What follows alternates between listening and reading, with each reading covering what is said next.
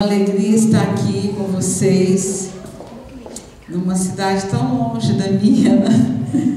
Nós estamos aqui já há alguns dias e tem sido uma oportunidade preciosa de Deus em cada momento, conhecendo novas pessoas que fazem parte da nossa grande família de Deus, né? Em todos os lugares que nós passamos, nós conhecemos pessoas, então é sempre um privilégio poder conhecer a nossa grande família, né? Amém. Quando eu comecei a escrever sobre esse assunto, sobre família, foi a partir das minhas experiências no consultório, escutando pessoas. Mais de 20 anos escutando pessoas. Todas as vezes que uma pessoa procura um profissional dessa área da psicanálise, da psicologia, da terapia familiar, a pessoa vai com uma necessidade. Ninguém vai lá e fala: passei aqui para te ver.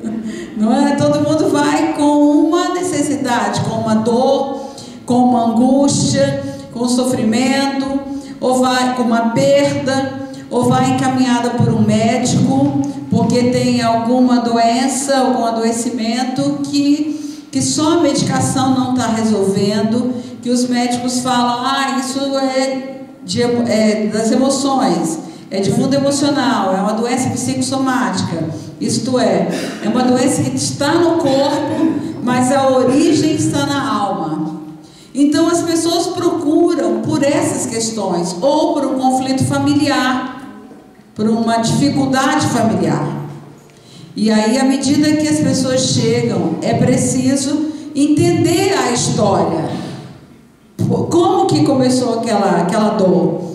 E todas as vezes que a gente começa a percorrer o caminho da dor, para saber onde começou essa dor, para conhecer a história de vida da pessoa, cada vez nós vamos entender que a dor está começando lá na família. A família que foi um lugar preparado por Deus para ser um lugar de refúgio para nós. Um lugar de acolhimento, um lugar onde cada um de nós espera receber uma identidade, uma afirmação, um valor pessoal, forças para enfrentar a vida, ser preparado para a vida, ter a sua formação com crenças e valores bem estabelecidos, ter proteção. E para isso que a família existe, né? Para dar essa estrutura que cada ser humano precisa. Mas a família que foi com esse objetivo criada para ser um lugar de refúgio, e muitas vezes tem sido um lugar de feridas, um campo de batalha, onde as mais profundas dores e feridas acontecem. Então a família que deveria ser, no propósito de Deus, a promotora da saúde, tem sido a produtora da doença. Acho que todos nós que vivemos em família e que olhamos à nossa volta, nós sabemos o quanto as famílias hoje têm sofrido as consequências desse adoecimento das relações familiares. Então, hoje à noite, eu vou falar um pouquinho sobre cura na família também, né? Principalmente que nós teremos aqui o casal, né? Então, essas questões familiares, foi a partir delas que eu escrevi esse livro. Então, nesse livro, você não vai encontrar muito didático, como aqueles livros que tem assim, 10 passos para uma vida feliz. Você faz isso, depois aquilo. Não tem isso. Mas aqui você vai entender um pouquinho da construção da nossa vida interna, das nossas necessidades, das nossas carências, de como a família iniciou esse processo de adoecimento, de qual o plano de Deus para a família e de como o inimigo das nossas almas roubou, né, os elementos essenciais para a gente viver uma vida feliz, uma vida plena. Então vocês vão encontrar aqui nesse livro, não sei se ainda tem muitos, tem uma quantidade boa, né? Vocês não vão encontrar para comprar aqui em lugar nenhum, a não ser esses que a gente trouxe, ok? Já dá para cantar? Opa! Então, Celso vai louvar a Deus com um cântico que chama Eu Te Louvo. em momentos da dor, é preciso louvar. É preciso deixar o coração se encher da melodia que nos eleva aos céus. Porque quando nós começamos a louvar, nós começamos a sentir um bálsamo na nossa alma, né? Então, Celso vai louvar a Deus. Antes de ela soltar o refrão, eu vou passar o refrão para vocês. É só assim. Eu te louvo, eu te louvo, eu te louvo, meu Jesus. Eu te louvo pelo sangue que foi vertido lá na cruz. Fácil, não é? Então vamos? Eu te louvo, eu te louvo, eu te louvo, Jesus. Eu te louvo pelo sangue que foi vertido lá na cruz. Então vamos nós? Opa, tem que chegar aqui.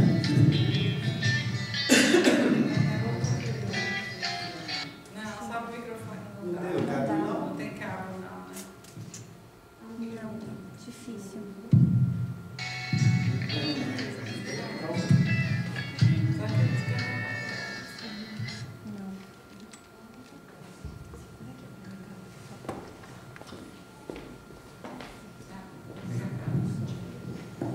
Abra sua Bíblia em Efésios, a carta que o apóstolo Paulo escreveu aos Efésios. No capítulo 1,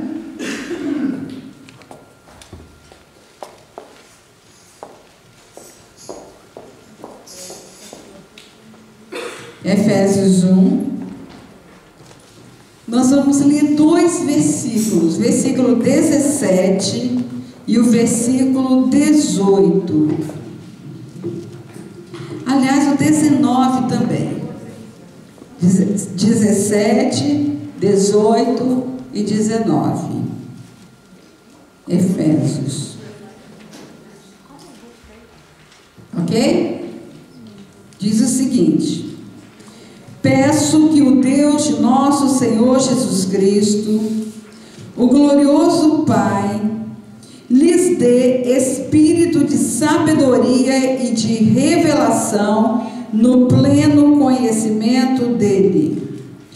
Oro também para que os olhos do coração de vocês sejam iluminados, a fim de que vocês conheçam a esperança para o qual ele os chamou, as riquezas da gloriosa herança dele nos santos, e a incomparável grandeza do seu poder para conosco, os que cremos, conforme a atuação da sua poderosa força. Esse versículo é uma oração do apóstolo Paulo. E ele começa aqui no capítulo 1, quer dizer, antes dele falar o que ele queria falar para os efésios, o povo que morava na cidade de Éfeso, ele faz essa oração. E é a mesma oração que eu quero fazer aqui nessa tarde. Eu quero pedir a Deus que Ele dê a cada um que aqui está nessa tarde o espírito de sabedoria e de revelação, no pleno conhecimento dEle. Porque para nós entendermos o que Deus tem para nós nessa tarde, a gente não vai conseguir compreender apenas pela inteligência humana, nem pela razão. Quando a gente fala assim, nossa, isso que ela falou é interessante. Não, a gente precisa da revelação de Deus. Porque quando Deus revela o seu coração para nós, Ele vai lá no profundo da nossa necessidade. E Ele toca. Mas Deus só consegue trabalhar efetivamente no coração se for um coração quebrantado. Um coração quebrantado é quando a gente diz: Senhor, isso é comigo. Está aqui. Essa é a minha necessidade. E quando a gente tem um coração quebrantado, o Espírito Santo de Deus começa a tocar. Ok? Então é importante a gente ter esse quebrantamento nisso, para que os olhos do coração de vocês sejam iluminados. Então o que vocês vão ver, não se vê apenas com esses olhos aqui, nem com esses ouvidos aqui. É preciso um olhar além de olhar do coração. Então Deus precisa iluminar, né, nossos olhos do coração. E Deus precisa nos dar uma audição, uma escuta também do nosso coração. Escutar com os ouvidos da alma. Como Jesus falou: quem tem ouvidos para ouvir, ouça. Todo mundo aqui tem ouvidos, não é? Todo mundo aqui, ou tem alguém aqui que tem dificuldade de audição? Pode ter por algum adoecimento, mas todo mundo geralmente tem ouvidos para ouvir. Mas aqui a palavra de Deus está dizendo de uma outra escuta. Então essa é a minha oração nessa tarde, para que Deus revele a incomparável grandeza do seu poder para conosco. Agora tem entre vírgulas aí: os que cremos. Os que cremos. A revelação de Deus é para quem crê. Se a gente não crê, nada entra. E não tem trabalho de Deus. Fica claro assim? Então, essa é a minha oração. Porque eu creio, eu achei bem legal falar para vocês agora, antes da noite. Porque eu creio que Deus está convocando uma geração de mulheres para fazerem diferença nesse tempo. Eu creio que as mulheres, elas podem produzir um impacto poderoso numa família. Porque quando uma mulher recebe a revelação de Deus na sua vida, o impacto que essa mulher pode produzir vai atingir cônjuge, marido, vai atingir filhos, vai atingir toda a família, vai atingir outras pessoas que vão receber a influência desse processo de mudança. Amém? Amém.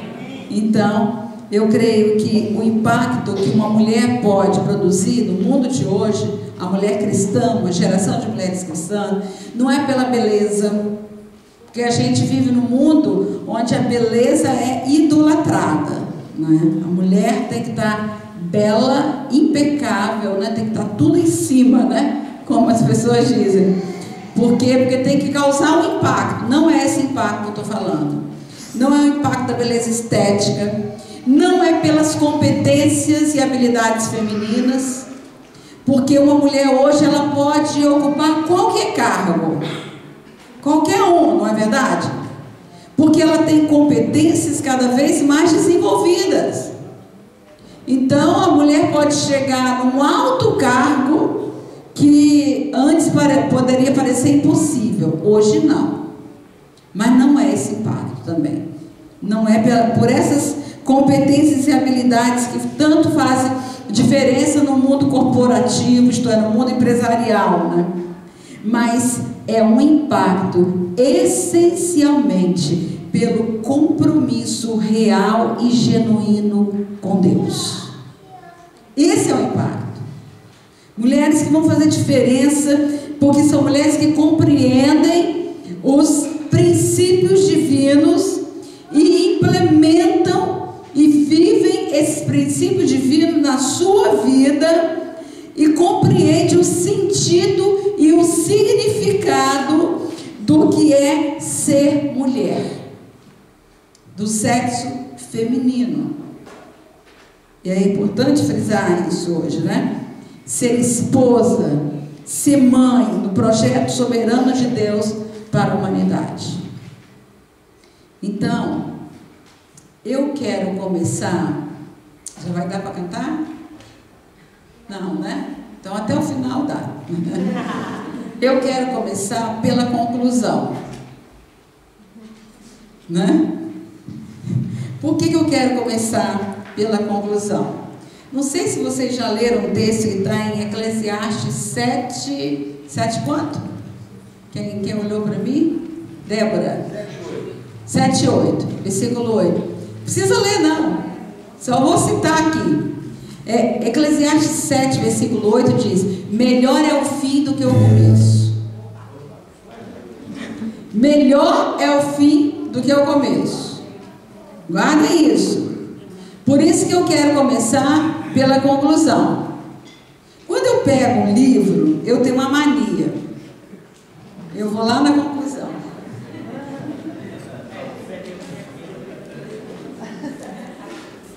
Eu leio a conclusão. Se eu gostar da conclusão, eu leio o livro. Por quê? Quando a gente escreve, e eu escrevi, como é que a gente faz? Na introdução, a gente traça o desenvolvimento e o objetivo. Quando você vai escrever um livro, a introdução tem que ter um objetivo e um passo a passo que você vai explicar depois no desenvolvimento. Por exemplo, no meu livro de família, eu falei, eu quero falar sobre fatores de adoecimento na família. Eu citei o que eu vou desenvolver no desenvolvimento, nos outros capítulos. Ali na introdução, eu traço o que vai ter no livro. Agora, quando chega na conclusão, para que eu possa concluir, eu tenho que voltar à introdução. Então, a introdução, a conclusão exige retornar à introdução. Preste atenção nisso. Isso quer dizer que a conclusão, quando retorna, ela traz a introdução de novo para o presente. Só que a introdução estava no passado, não é isso? Já tinha sido escrito. E eu, para concluir, eu tenho que voltar à introdução para trazer a introdução para o presente, para poder concluir e caminhar para o futuro.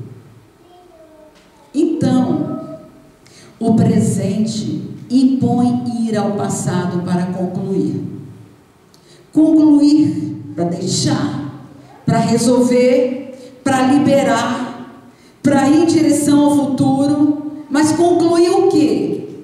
Conclusão da infância, conclusão da adolescência, conclusão das passagens da vida que já ficaram para trás, mas que estão comparecendo hoje. Quando nós não concluímos e que essas fases da vida ficam abertas, nós repetimos, porque quando a introdução, quando o início da vida, quando a origem foi mal resolvida, retorna. E retorna com surpresas. E muitas vezes essas surpresas são muito dolorosas.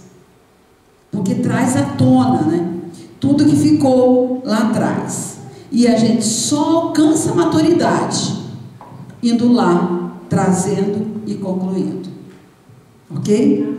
Então vamos ouvir agora a música Eu Te Louvo.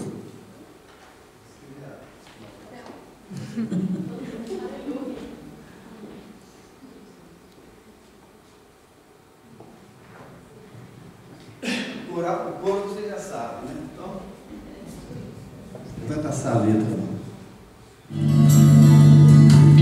Vai no texto. Isso.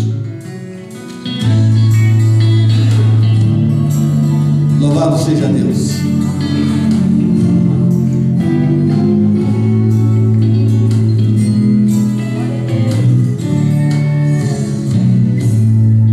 Muitas vezes o inimigo tenta me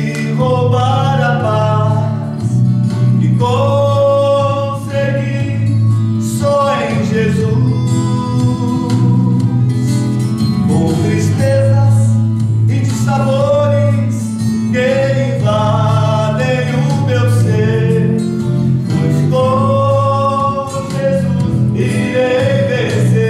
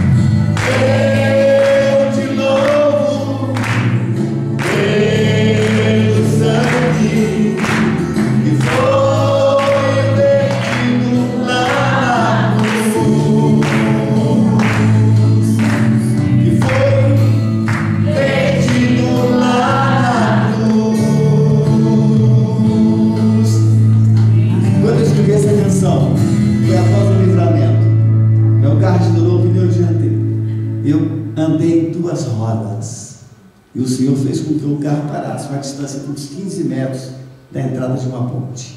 Parei o carro e agradeci ao Senhor por mais um livramento que Ele estava me dando naquele dia. É isso. Eu estava voltando ao meu trabalho numa alegria. De repente só deu um barulho. Pá! E o carro parou. Mas Jesus tomou conta da direção. Por isso que Ele tem glória ao Senhor. E na nossa vida, no nosso dia a dia, todas as vezes que nós estivermos transbordando de alegria, o inimigo sempre vai tentar colocar o dedo sujo na nossa vida. Mas enfrente ele. Temer o Senhor, enfrentar o diabo e ele fugirá de nós. Então, enfrente. Nós somos muito mais do que vencedores. Amém.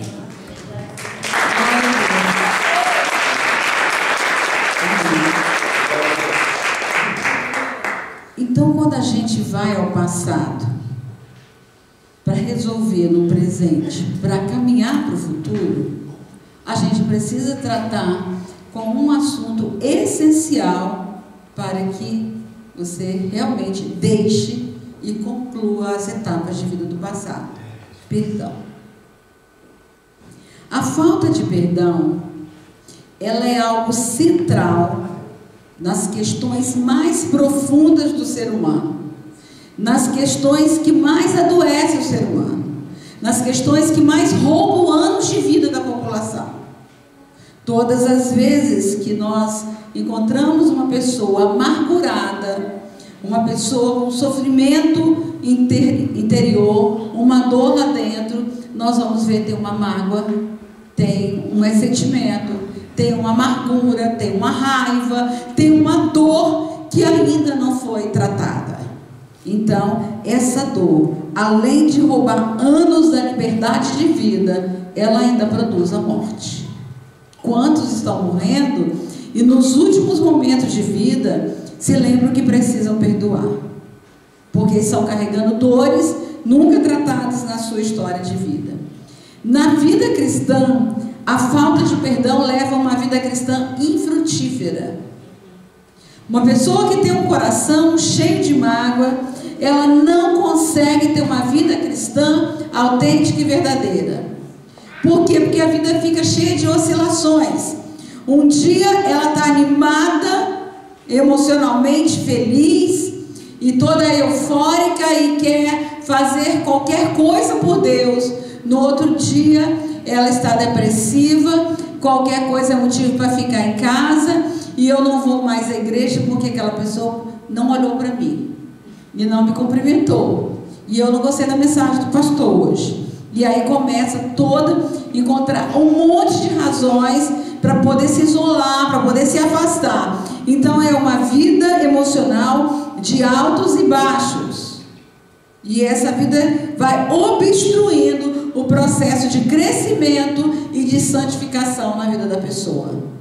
Então ela não cresce, é sempre como um bebê espiritual, está sempre dando os primeiros passos, precisa sempre de leitinho, quando já devia ser, como diz o autor de Hebreus, né, no capítulo 5 de Hebreus, quando já devia ser mestre, isto é, quando já devia estar ensinando a outros, ainda está precisando que alguém ensine os princípios elementares de Deus da vida cristã. Por quê? Porque está com o coração cheio de sofrimento, de dores não tratadas, né? No meu trabalho, eu tenho constatado essa realidade todos os dias.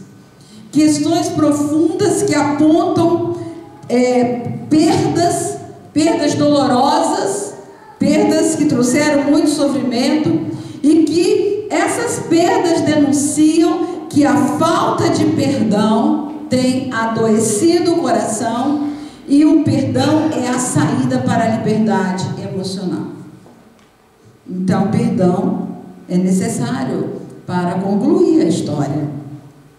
E quando nós ouvimos essas histórias, geralmente tem questões também presentes no universo feminino, na vida de uma mulher, nas angústias da alma de uma mulher, nas feridas produzidas ao longo da sua vida, durante toda a sua história, muitas vezes uma história marcada pela rejeição, e às vezes a rejeição até na concepção, quando o desejo dos pais era por um menino e nasce uma menina, a menina se anuncia, a menina se apresenta ali para aquele casal, com todos os desafios que é a construção da feminilidade.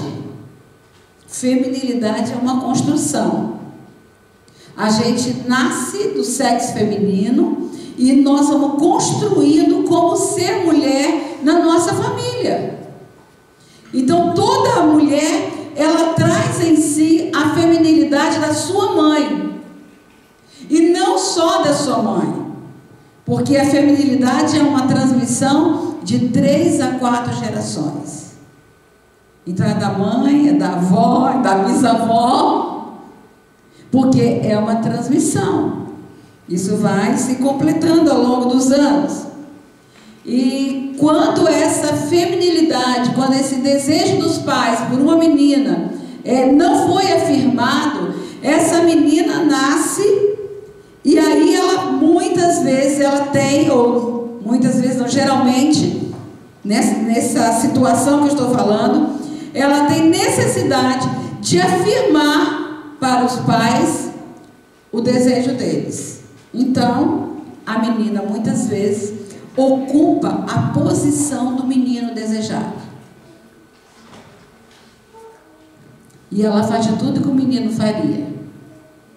E o discurso calado da alma dela é assim: vocês nem vão perceber que eu não sou menino. Já ouviram isso?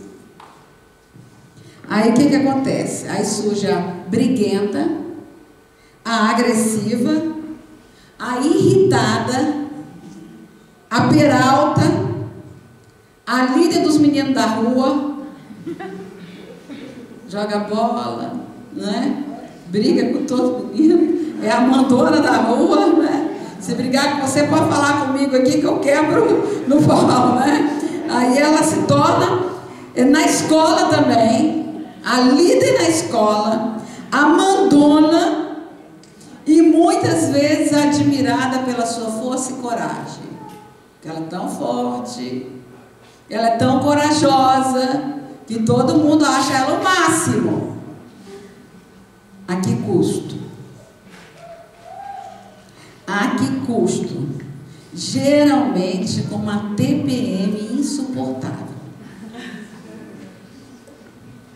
Sabe aquela TPM que vem enxaqueca junto? Né? Aquela enxaqueca terrível, que se apresenta como a única solução para a menina se encolher na cama, porque ela é tão forte, tão corajosa. Aí quando ela está com aquela TPM, com aquela enxaqueca, ela quer ficar no quarto. Como é que é o quarto de quem está com enxaqueca? Escurinho, em cima da cama. Em qual posição? Fetal. Exatamente, encolhidinha, não quer que ninguém perturbe, quer ficar lá quietinha. Qual foi o último lugar que ela já ficou naquela posição quietinha no escurinho? No útero da mãe. Lugar de conforto. Lá ela se permite ser frágil.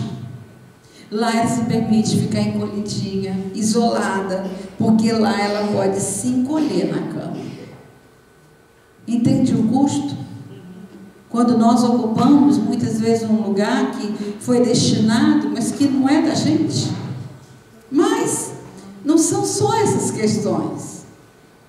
Tem outras questões no universo feminino. Tem também a princesinha do papai. O foco das atenções do papai. Aí o papai fica tão apaixonado pela menininha dele que ele desvia os olhos da mulher para a filha. Aí o que acontece dentro de casa? A mãe tem ciúmes da filha.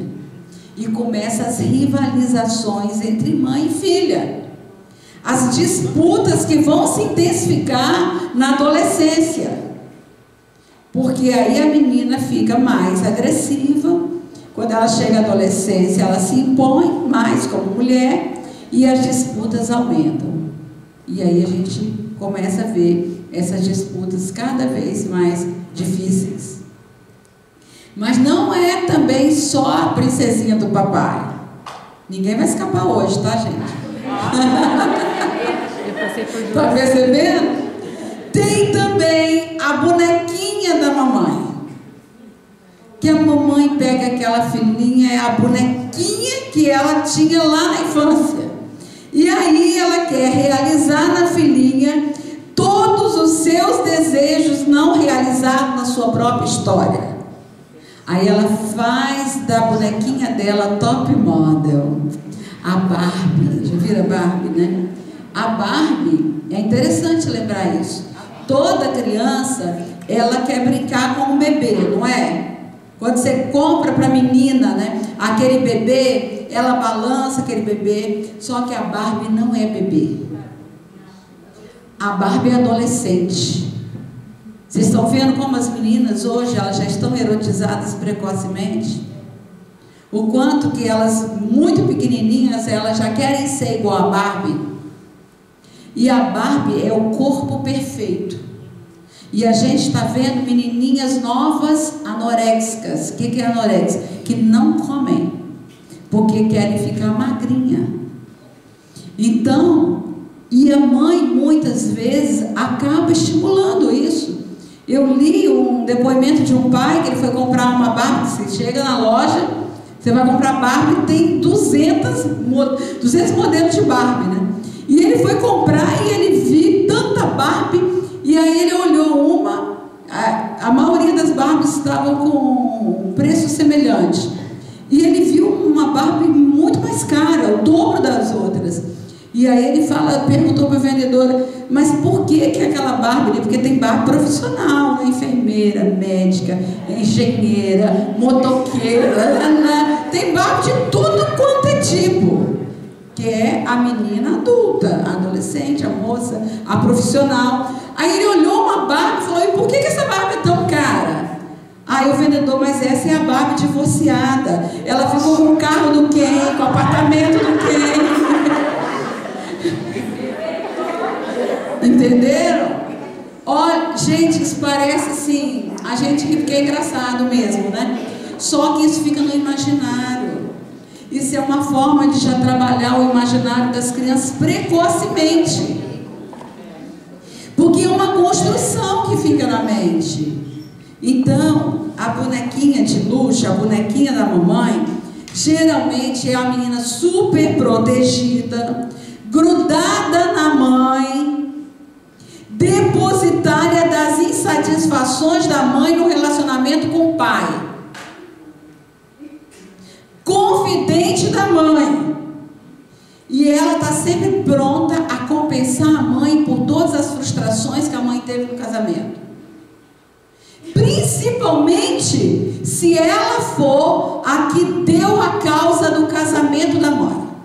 Por exemplo, a mãe engravidou e por causa da menina teve que casar, mas não amava o homem, o casamento não deu certo, não conhecia direito, e a menina cresce se sentindo a responsável pela infelicidade da mãe. E eu já ouvi muito isso no consultório. Se minha mãe não tivesse engravidado de mim, ela não teria casado com meu pai, que era um bruto, que era nanã, e por isso que ela é tão infeliz hoje. Eu me lembro de uma moça que ela tinha que ligar para a mãe no mínimo 3 vezes por dia, porque se ela não ligasse, ela se angustiava. Então ela tinha uma necessidade de ficar ligando para a mãe, porque ela se sentia responsável pela felicidade da mãe. Então ela era a bonequinha da mãe, a que compensava. E aí muitas vezes a mãe realiza na filha tudo aquilo que ela gostaria de ter feito para ela. Então a menina vai ser a que vai tirar fotos para revista, porque a mãe queria ter sido modelo, não foi, ficou frustrada, mas a minha filha vai ser, e desde pequenininha já vai realizando isso na filha, e a filha cresce aquela bonequinha fútil, vazia, que acha que a vida é eterna beleza, que todo mundo vai satisfazer os desejos dela. E aí quando ela cresce, que encontra um homem, ela espera que esse homem ocupe esse lugar que a sua mãe ocupava na vida dela. Então, também tem a bonequinha de luxo. Mas um dia, na vida adulta, a menina se descobre mulher. Mulher não só do sexo feminino, mas uma mulher feminina. Uma mulher separada da mãe e do pai, adulta, que tem desejos, pronta para amar um homem, para também ser mãe em busca do seu lugar, da sua felicidade na vida. E aí quando ela chega nesse momento que ela fala, agora eu preciso encontrar a minha vida, a minha felicidade, eu quero amar um homem, eu quero destinar, fazer a transição do pai para o marido. E nesse momento todas as questões da sua história vão comparecer. Por quê? Porque ela construiu a sua feminilidade a partir da história que teve com seu pai e com sua mãe. Porque é o pai que dá a identidade da filha e do filho. filho. É o pai que dá a identidade. Então é o pai que afirma a feminilidade da filha. Quando a filha se arruma, que ela é pequena ainda, ela chega pro pai e fala: papai, tô bonita. Né, Saninha? Você fazia isso, né? Papai, tô bonita. Aí ele fala: tá linda, minha filha. E quando ele fala, que ele olha, tá afirmando a feminilidade da menina. Então, e o menino? O menino, ele quer ser igual ao pai, ele quer usar as roupas do pai, ele quer andar como o pai. Por quê? Porque ele quer ser amado por uma mulher assim como a mãe ama o pai. Então, quando ele é pequeno, o grande amor dele é a mãe. A gente vê os menininhos falando assim: quero casar com a mamãe, não é? Da mesma forma que as meninas falam: quero casar com o papai. Então, essa é a construção da identidade. E quando chega a vida adulta, aí vem as questões que aconteceram lá durante a história de vida. E quando há esses atropelos na construção da identidade, tudo isso vai comparecer na vida adulta.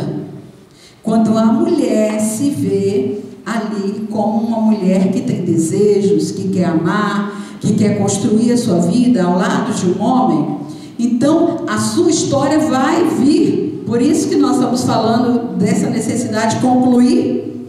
A sua história vai vir com todas as carências não supridas durante a sua história de vida. As carências deixadas por um pai, os emperramentos, os buracos afetivos que o pai deixou, e também aquilo que a mãe faltou na construção da feminilidade. Vem tudo à tona. Aquela menina que ocupou a posição do menino terá dificuldades de assumir a feminilidade e a maternidade na sua plenitude.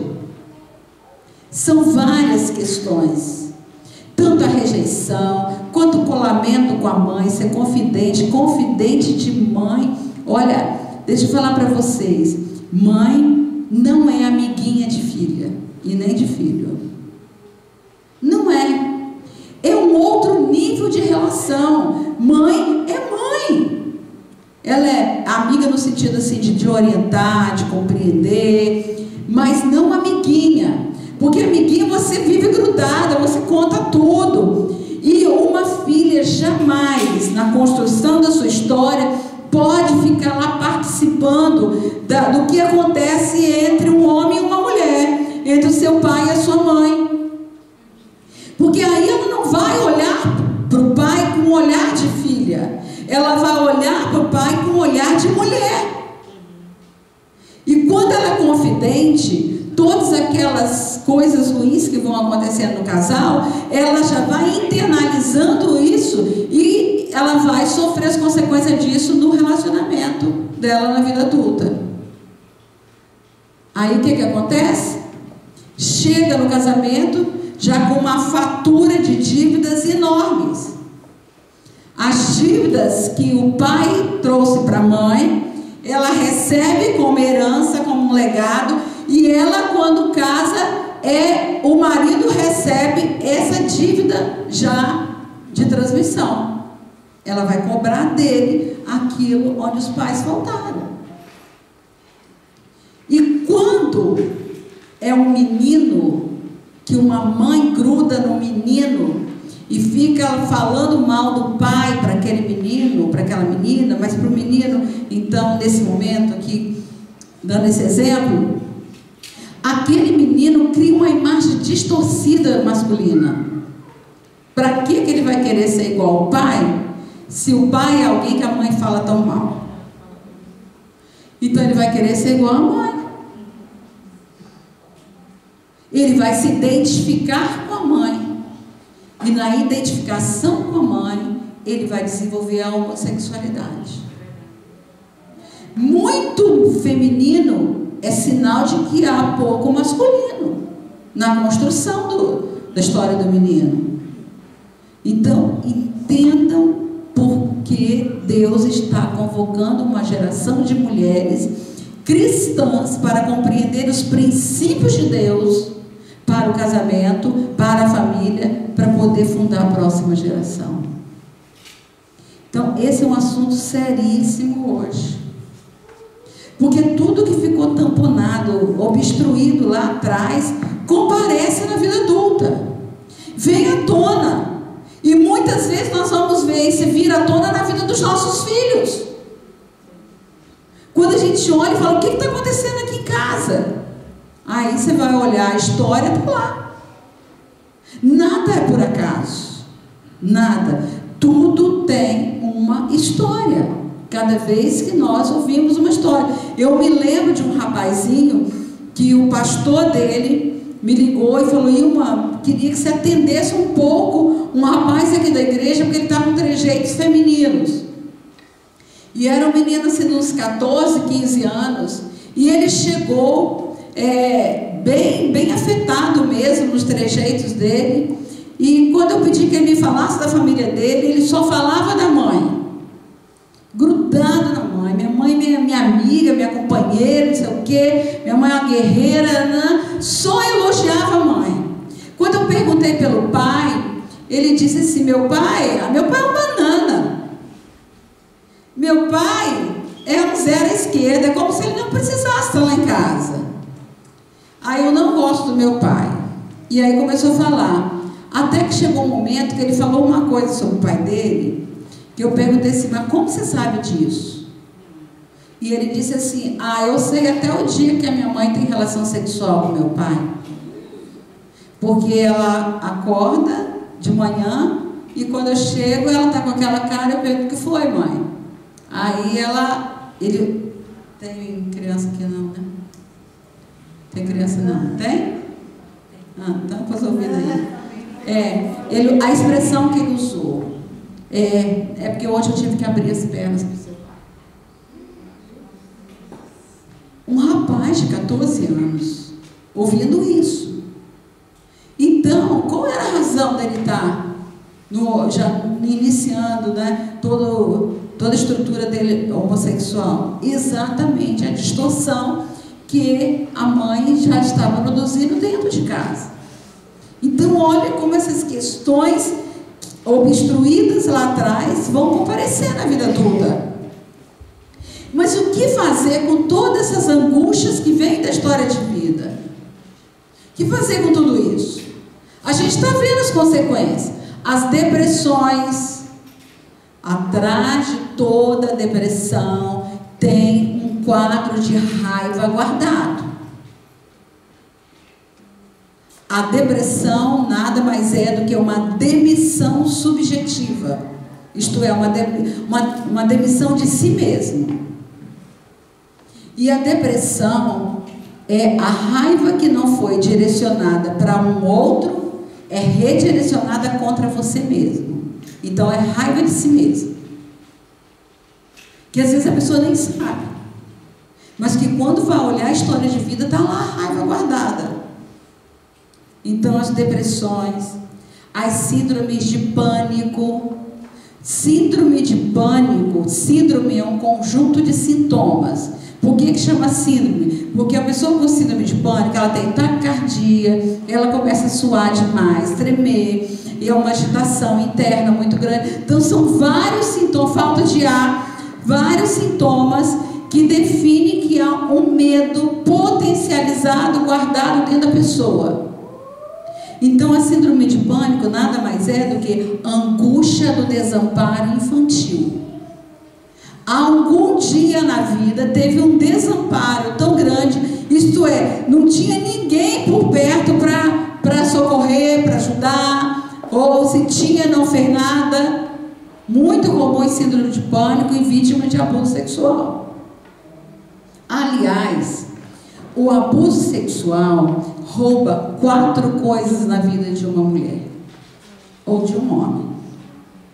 4 coisas na vida de uma pessoa. Primeiro, a voz. Por quê? Porque o abusado é imposto sobre ele um silêncio. Então a linguagem da dor fica calada na alma. E aí ele, quando fala para o adulto às vezes não acredita. E aí a pessoa, a criança abusada, muitas vezes ela se sente culpada. Como se ela tivesse sido a causadora do abuso, porque sentou no colo do tio, porque recebeu o carinho do avô, porque sentou no colo do pai. E aí o que acontece com isso? Para a criança, aquele carinho, aquela atenção é natural. Ela quer o carinho do adulto, ela quer a atenção do adulto, até o momento que aquele carinho, que aquela atenção se transforma e dá um certo estranhamento, porque aí já está começando o assédio, e aí vem o abuso. Então afeta a voz. São pessoas que às vezes calam, têm dificuldade de falar da sua dor. Segundo lugar, afeta o poder pessoal. O que é o poder? Essa autonomia que todo ser humano tem de dizer isso eu quero, isso eu não quero. Aquele poder interno que a gente constrói ao longo da nossa vida, que a gente chega à vida adulta com essa capacidade de discernir, de fazer escolhas. Isso se chama poder pessoal. Então isso é afetado. Por quê? Porque o abusado, ele é imposto sobre ele uma condição que ele é subjugado. Então é muito comum que a pessoa que perde o seu poder pessoal se transforme depois, mais tarde, numa pessoa passiva. Pessoa sem vontade, começa e não termina, faz as coisas assim, sempre sem motivação, porque foi afetada no seu poder pessoal. Terceira coisa que o abuso afeta, a dignidade do corpo. Por quê? Porque o corpo foi ultrajado. Então é como se o corpo perdesse a dignidade e o corpo virasse mercadoria. É preciso pagar para poder receber atenção e carinho. Então muitas vezes a pessoa abusada, ela não se valoriza muito, tem dificuldades no seu valor pessoal. E uma das consequências do abuso pode ser inclusive a obesidade, onde a pessoa engorda muito para destruir o corpo da sedução do olhar do outro. Porque aí, se eu não estiver bonita, ninguém vai me olhar. Então, às vezes ela nem sabe disso, mas há uma tendência para isso. E em quarto lugar, que o abuso tira relacionamentos, a capacidade de construir relações saudáveis. Por quê? Porque a pessoa não confia mais em ninguém. Então, se ela não pôde confiar num pai, num avô, num tio, num irmão, qualquer pessoa, ela não vai confiar em quem? Aí isso dificulta a relação com Deus. Como que vai confiar em Deus? Então vejam quanta coisa o abuso pode causar na vida de uma pessoa. Mas é tão bom a gente saber que nós temos um Deus que cura todas essas feridas. Amém. Não é? Então, o que fazer com todas essas angústias? Os transtornos de ansiedade, as fibromialgias, as hipertensões, os transtornos alimentares e até mesmo tantas outras doenças que afetam exatamente os órgãos da feminilidade. Útero, ovário, trompas, mama, como o câncer hoje. Quantas mulheres que estão adoecendo exatamente nos órgãos da feminilidade e da maternidade, que estão sofrendo os efeitos dessas linguagens não ditas, que falam pela via do corpo e da alma, porque aquilo que a gente não dá conta na palavra, de poder trazer a dor à tona, fala no corpo pelo sintoma. Então o corpo fala daquilo que a linguagem não deu conta. E é importante a gente entender isso.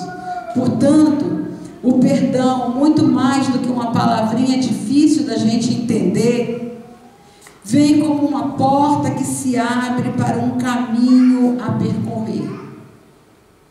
Perdão não é apenas um momentinho que você fala, eu perdoo fulano, mas as dores continuam lá dentro. Não. Perdão é uma porta, é um caminho, assim como o amor é um caminho sobre modo excelente.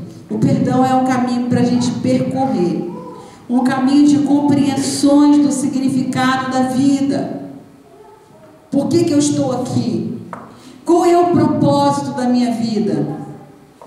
Qual é a missão que eu tenho aqui? Esse caminho onde se reconhece as perdas que precisam ser sentidas e choradas, do luto que se precisa fazer, de uma morte irreversível, de uma idealização. Deixa eu explicar. Todos nós idealizamos um pai e uma mãe perfeitos, não é verdade? A gente cria, desde a infância, uma compreensão de que as pessoas, elas querem o melhor para nós. Então, quando um pai sai dessa idealização, quando uma mãe sai dessa idealização, é uma morte que acontece para a gente. A morte daquele ideal de família. Todos nós sonhamos com o ideal de família. Uma família perfeita. Quantas vezes uma menina que foi rejeitada por um pai ou por uma mãe vê uma família caminhando pela rua e ela olha aquilo lá e aquilo bate como uma dor no coração dela. Que faltou um pai para dar a mão, porque faltou uma mãe para embalar, para ir na cama, para poder fazer dormir, acalentar uma dor.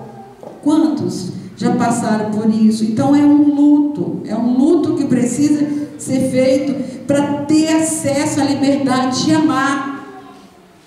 Jesus contou uma parábola do credor incompassivo, que é conhecida como a parábola do perdão, que ele conta de um homem que tinha uma dívida enorme, e ele não tinha como pagar essa dívida, e ele chega pro credor dele, o senhor dele, e ele diz: eu não tenho dinheiro para pagar. E aquele credor decide perdoar a dívida daquele homem. Era uma dívida nem que ele trabalhasse a vida inteira ele conseguiria pagar. E o senhor decide perdoar a dívida daquele homem. Ele sai de lá liberado da dívida, e quando ele encontra uma pessoa que o devia bem menos, ele olha e fala: você tem que me pagar. Eu não tenho dinheiro. Então me dá a sua família, tudo que você tem, seus filhos, para pagar a dívida. Vão trabalhar para mim como escravos. Alguém vê aquilo, chega lá e conta para o credor: olha, você perdoou ele tanto, ele não perdoou uma dívida muito menor. E aí aquele credor fala: pega aquele homem e entrega aos verdugos, para que o atormente. Na outra tradução diz: lançai nas trevas exteriores. Sabe o que isso significa? Quem não perdoa tem verdugos na alma. Quem não perdoa vive em tormento. Porque a dor, gente, a dor, ela pode ser compreendida nos 3 tempos da vida. Por exemplo, aqui agora no presente, se Celso vir aqui e me der um soco no meu braço, com força, o que vai acontecer? Vai ficar vermelho na hora, depois vai ficar amarelo, roxo primeiro, roxo, de vermelho fica roxo, depois do roxo fica amarelo. Eu vou olhar para o meu braço daqui a um tempo, eu não vou ver mais a marca do soco, mas eu vou esquecer? Não vou esquecer. Vai para outra dimensão do tempo, fica na minha memória, mas vai ser passado. Só que a dor que eu senti naquele momento, eu vou dizer: nunca mais ninguém vai me dar um soco, nunca mais ninguém vai me machucar, eu não vou permitir mais que ninguém me machuque. Aí o que acontece quando alguém fala assim? Ela anda perto de todo mundo com medo daquela pessoa machucá-la. E ela se torna uma pessoa muito arredia, muito defensiva. E como a melhor defesa é o ataque, ela se torna uma pessoa que fica se defendendo através da agressividade. Quando ela percebe que alguém vai agredi-la, ela já ataca. Por quê? Porque aí ela se defende. Se você começa a falar com ela, ela já vai, reverte a discussão para um lado e te ataca, você não tem mais nem assunto. Por quê? Porque ela está se defendendo. Por quê? A dor feita no presente, ela pode ser nomeada como mágoa. Magoou meu braço, é uma mágoa. Quando ela vai para o passado, que de novo ela acontece, porque o que acontece com as pessoas feridas? Elas tentam tanto se proteger de ser ferida de novo, que elas acabam se apaixonando por pessoas que vão feri-las ainda mais. Porque são pessoas que têm feridas também. Aí elas acabam sofrendo os efeitos daquilo, se tornam uma pessoa agressiva. Por quê? Porque a dor que foi para o passado retorna no presente como raiva. Aí ela se torna uma pessoa irritada. Pessoa irritada é a pessoa que tem muita raiva guardada. A raiva acaba indo para o temperamento. Se torna uma pessoa irritadiça. Pavio curto. Tem gente que nem pavio mais tem. Estoura por acaso, por qualquer coisa. Não é? Se transforma numa pessoa muito irritada. Que até que faz, Regina? 6 horas. É? Ou eu já passei da hora? Pode ficar. Não, tem mais à noite, gente. Vocês não me conhecem, eu falo a noite inteira. Tá. É porque eu já comecei às 5 horas, né? Vou fechar agora às 6. Então, o que acontece? Nessa hora, a pessoa irritada, como que ela vive o hoje? Ela vive o hoje numa agitação interna enorme, tentando se proteger de sofrer amanhã, isto é, no futuro, a dor que ela já conhece de ontem. E isso se chama ansiedade. Agitação interna é ansiedade. A pessoa fica tão agitada que ela está sempre pensando no amanhã. Ela está sempre agitada, ela quer sempre fazer tudo, ela tem sempre uma preocupação excessiva. Por quê? Porque a dor está lá comparecendo. Por isso, gente, que eu comecei na conclusão. Aliás, agora à tarde a gente não sai da conclusão. Que bom que nós vamos concluir. Tem um psicanalista francês que ele usou uma frase que eu gosto muito. Ele diz assim: não se faz luto esquecendo. Não se realiza o luto do acontecimento se não partir do pão da palavra que diz a dor da perda. Não se deixa origem a não ser sabendo que se perde graças à palavra trocada no presente. Deixa eu explicar. Não se faz luto esquecendo. Não é você dizendo, oh, nunca mais quero lembrar disso. Brasil, ó, tá lá atrás. Que eu deixei lá, tá deixado, né? Morreu para mim. Quando alguém fala, morreu para mim, um pai, uma mãe, eu costumo perguntar, você virou sepulcro ambulante? Carregando pessoas mortas dentro de você. Mortas vivas. Então, quando a pessoa quer esquecer, ela não faz o luto, porque ela pensa que esqueceu. A dor um dia retorna. A origem sempre retorna. Sempre, o passado sempre retorna. Não se realiza o luto do acontecimento, senão partindo o pão da palavra que diz a dor da perda. É preciso falar da dor. Não se faz luto sem falar. Não se faz luto dizendo que dor é essa. O que sofreu. Não se deixa a origem a não ser sabendo o que se perde. O que você perdeu lá atrás? O que você perdeu? Houve uma perda. Um lar desmoronou, foi uma perda. Os pais separaram, foi uma perda. Um pai abandonou, foi uma perda. Agora, o que essa perda produziu? dessa perda? O que é que você perdeu?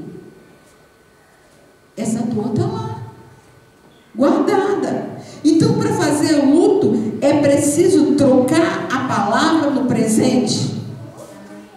Às vezes eu penso que esse psicanalista, Felipe Julienne, ele leu a Bíblia um monte de vezes. Porque a palavra de Deus é muito clara. Se com a tua boca confessares, em teu coração creres. Então, não adianta só guardar no coração. É preciso falar. É preciso dizer.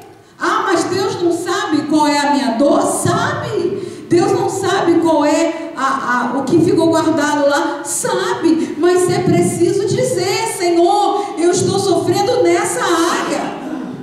Onde está doendo? Quando você vai a um médico com uma dor: ah, doutor, eu estou com uma dor.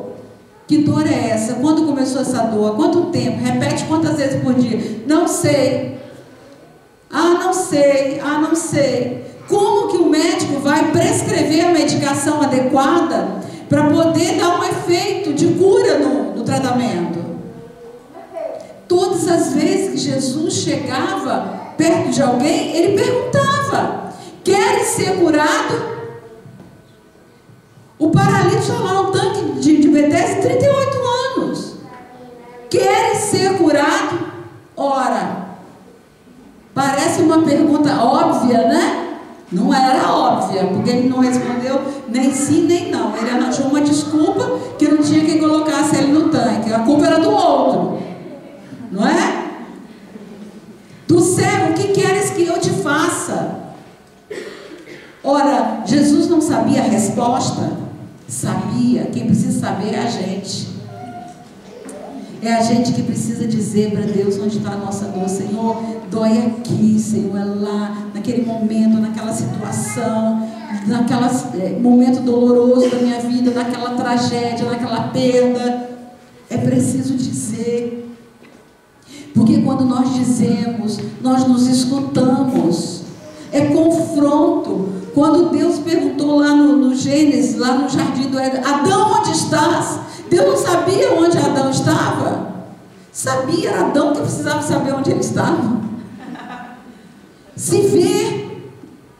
Então, para Deus trabalhar no nosso coração, é preciso tirar as vendas dos nossos olhos, tirar as escamas da nossa visão, as máscaras do nosso rosto, porque enquanto nós mascaramos uma alegria que não temos, uma felicidade que o coração está lá doendo, ele não pode trabalhar. Não se liberta, a não ser através do processo do perdão, da liberação da dívida. Tiago diz, Tiago 4:4-8, ele disse: chegai-vos a Deus e Ele se chegará a vós outros. Purificai as mãos, pecadores, e vós que sois de ânimo inconstante, limpai o coração. Processo de limpeza. Afligi-vos, lamentai e chorai. Converta-se o vosso riso em pranto e a vossa alegria em tristeza. Humilhai-vos na presença do Senhor e Ele vos exaltará. O que Tiago está falando aqui? Que a gente tem que chorar? Lamentai e chorai. Converta-se o vosso riso em pranto. Ele está dizendo exatamente de chorar as perdas, as tragédias, as culpas, tudo aquilo que está guardado, que está adoecendo o coração, que está fazendo a pessoa levar uma vida inconstante. É isso que Deus está falando aqui para nós hoje. Mas perdoar a quem? De que dívida? A quem você precisa perdoar nessa tarde? Quais são as dores da sua alma? Essas dores da sua alma, Deus sabe de todas elas. Deus te conhece antes de você estar no ventre da sua mãe. Ele autorizou a sua vida. Quando a sua mãe e o seu pai estavam se relacionando sexualmente, ali Deus autorizou a sua existência. E quando Ele autorizou a sua existência, porque Ele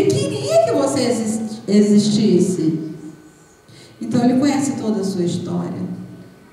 Mas quantas vezes a gente vem pela vida fora guardando dores, guardando culpas. Quantas pessoas carregam culpas da sua história de vida, culpas por um aborto feito.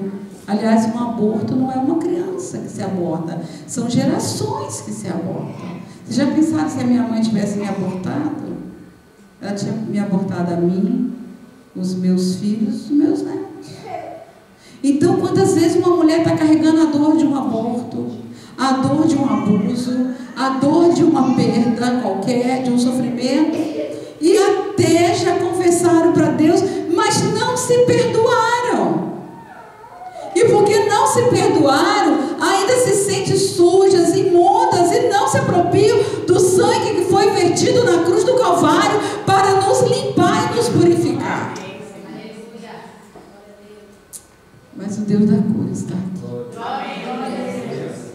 É preciso liberar perdão para as pessoas que ofenderam, perdão para si mesmo, e algumas pessoas até mesmo olhar se não tem uma mágoa contra Deus, porque tem mulheres que não conseguem se sentir filhas de Deus em intimidade. Por quê? Porque os pais falharam. E aí olha para Deus como se ele fosse falhar. Aí porque acha que Deus vai falhar, quer resolver tudo na força do seu braço. São impulsivas. Né? Elas querem tudo. Não, Senhor, acho que o Senhor não vai resolver isso por mim, não. Deixa que eu mesmo resolvo. E sai se atropelando, fazendo um monte de coisas erradas, que depois se arrepende de novo e vem para Deus já com mais sofrimento. Então, esse é o tempo que Deus está nos concedendo. Celso vai cantar a última música agora. Eu queria que você meditasse na letra, né, do que ele vai cantar. E nesse momento, você, de olhos fechados, pensasse na sua história de vida. O que você precisa liberar nesta tarde?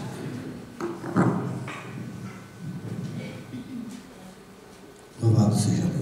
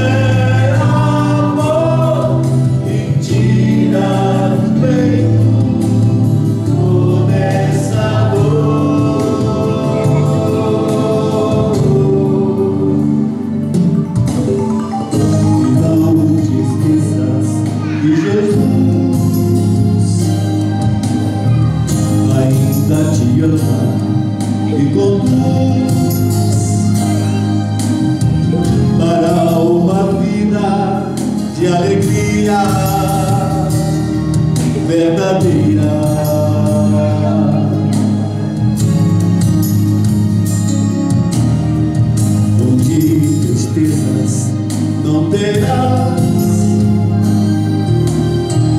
todo o teu pranto findará,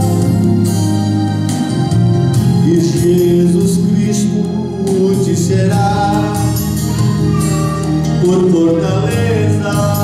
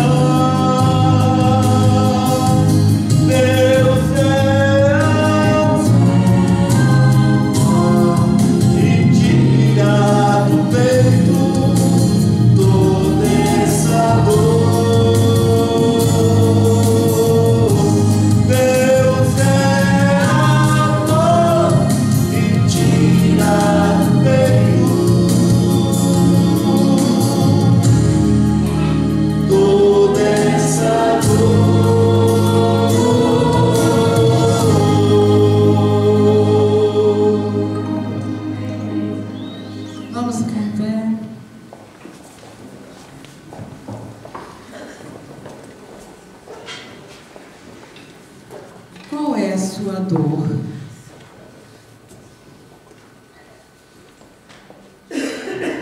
Deus sabe onde é a sua dor. Mas só quando a gente se dispõe a colocar a nossa dor aos pés da cruz de Cristo, Ele pode curar a nossa dor.